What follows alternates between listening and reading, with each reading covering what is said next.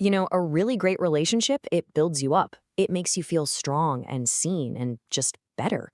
But a toxic one, it does the exact opposite. It slowly, quietly drains you, chipping away at your sense of self. So I want you to think of your personal well-being, your inner strength, as a fortress. In this explainer, we're diving into Alina Chamberlain's She Who Awakens to spot those red flags that threaten your walls. So let's start right here with this foundation. A high-value partnership is so much more than just romance. It's a sacred exchange. It's about two people actively investing in each other, respecting one another, and growing together. This right here, this is the gold standard. It's what we're aiming for.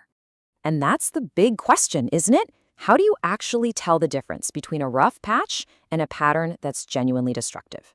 How do you spot those subtle little attacks that are draining your energy and leaving your fortress completely vulnerable? Well, that's exactly what we're about to break down. Okay, the first major threat we're going to talk about is what the source calls the transactional trap. This is when your relationship starts to feel less like a deep connection and a lot more like a business deal. It's a direct hit on the heart of your fortress. The book has a name for this: commodity money relations. And it's what happens when love and affection become bargaining chips. Does he act like paying for dinner or buying you a gift means he gets a free pass to ignore your needs? Is affection suddenly withdrawn as a form of punishment?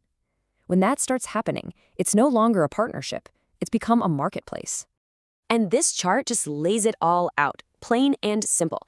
In a real partnership, you are valued for who you are. The whole point is to grow together. But in a marketplace, you're only valued for what you can provide. It's all about manipulation and what he can get out of it. It just hollows out the entire relationship. All right, threat number 2 is what we can call the empty castle.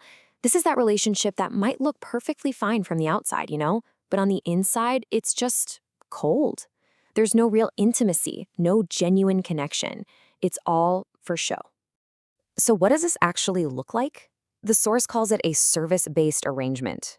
If your intimate time is just the physical act, no real communication, no time spent together, and especially no aftercare, no kissing, no talking, no closeness afterward, then he's not treating you like a partner.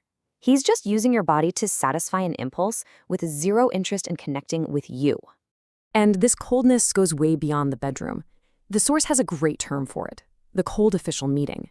This is when you only really see each other at formal events, and there's a total lack of that simple, easy physical touch, like holding hands or a hand on your back. You need to pay attention to this, because a man who is truly into you will always find a way to be physically close, no matter how busy he claims to be. Now we get to the next level of threat. This isn't subtle anymore. This is a direct assault on your walls. We're talking about psychological pressure and control tactics that are designed very intentionally to break you down. It usually starts small, with something the source calls psychological violence. And a lot of the time, it's disguised as a joke. But that cutting sarcasm, it's really just a little dagger meant to make you feel small. And from there, it often escalates. It turns into outright humiliation, especially in front of other people. This is a deliberate tactic to just chip away, piece by piece, at your self-worth. And finally, it can just become a constant barrage of insults. And let's be crystal clear about this. The goal here is not communication. It's domination.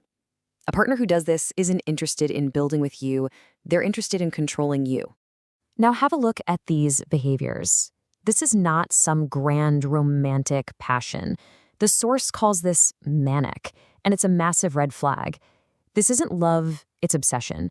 It comes from a deep, empty place inside of him, and it's a huge sign of a codependent or even dangerous dynamic. The book actually uses a specific clinical term for this kind of instability: the epileptoid personality. And what it describes is someone who is just prone to wild, irrational jealousy and these huge, dramatic, theatrical displays. One minute they're worshiping you, and the next they're threatening you or themselves just to manipulate you. These extreme swings are a serious warning sign. Here's another pattern you have to watch for: the disappearing act.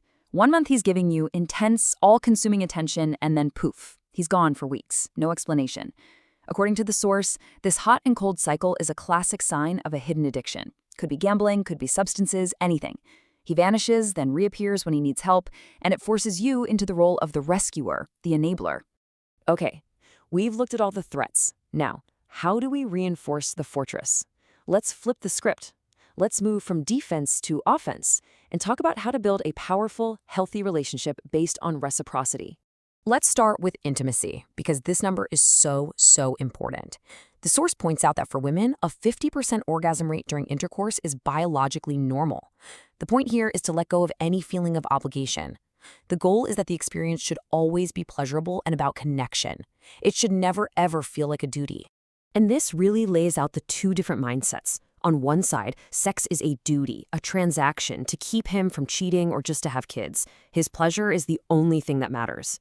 On the other side, it's about mutual pleasure. It's grounded in love, and your needs are just as important as his. If you constantly walk away feeling used or empty, that's a huge sign that your needs are being completely ignored.